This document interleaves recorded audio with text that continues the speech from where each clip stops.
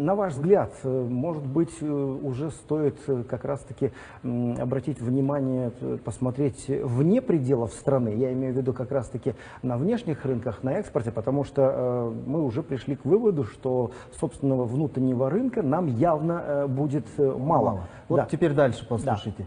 Вот то, что работа связана с недропользователями. В этом году мы приняли законодательные поправки вместе с парламентом о том, что недропользователи в первую очередь должны обеспечивать сырьем внутренних переработчиков. То есть ранее недропользователь, если был заинтересован вывозить сырье, тот же металл по цене лондонской биржи металлов, сейчас мы ему говорим, он должен сначала обеспечить внутренний рынок, пока ты не обеспечишь, ты лицензию, к примеру, не получишь. Да? Вот такой механизм мы внедрили. Это вот в части обеспечения сырьем комментарий к реплике коллеги. А вот в части закупа, вот я сказал, а теперь по стимулированию экспорта, вывозить легче же товар с высокой добавленной стоимостью, а не вагонами руду, да? Поэтому, вы хотите сказать, выгоднее? Выгоднее, да.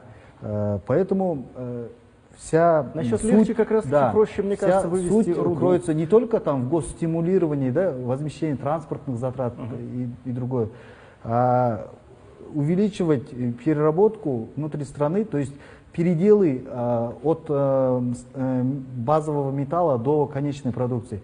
Что для этого мы в этом году предлагаем? Вы знаете, в следующем году примется новый налоговый кодекс. Предложили Минэкономики, чтобы были дифференцированные ставки налогов.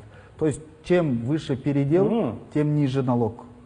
Тем ниже передел, тем выше вот это, налог. кстати, очень интересный подход. Вот такую меру мы предложили наряду с другими налоговыми преференциями для инвесторов.